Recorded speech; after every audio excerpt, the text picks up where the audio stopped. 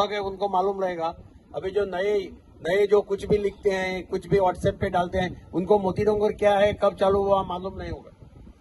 1985 में जब मैं काउंसिलर बना था पहली बार, तब इसके पिताजी चीफ मिनिस्टर थे गोवा के। मैं उनको लेके यहाँ आया था। म्युनिसिपालिटी ने तुम्हारे ऊपर, घरों के ऊपर नोटिस डाली थी डिमोलिश करने के लिए, और प्रताप सिंह राणे ने कलेक्टर को, वहां शक्ति सिन्हा नाम का कलेक्टर था, उसको वहां आदेश दिया कि ये पूरी स्लम एरिया नोटिफाई करो अंडर नोटिफिकेशन स्लम एक्ट 1960, और नोटिफिकेशन इश्यू किया गया 1985 में, जिसके जिम्मेदार श्री प्रताप सिंह राणे थे।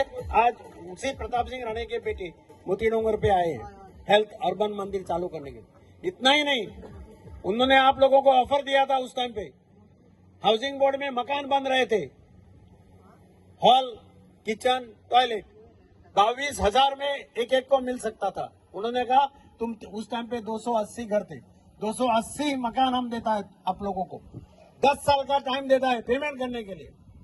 लेकिन यहाँ के सब लोग, लीडर लोग बोले कि हमको इतना दूर नहीं जाने का, हमको मड़गांव में रहने का, इधर ही रहने का।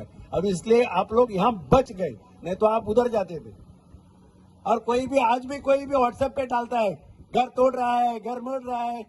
कितना साल हो गया मोती डोंगर को घर बनते हुए? कितना साल हो गया? कौन डालता है, कौन लड़की डालती है, बेटी डालती है, क्या समझता है? मोती डोंगर का हाथ लगाने के किसी के मजाल नहीं है। जब तक दिगंबर का नाम खड़ा है,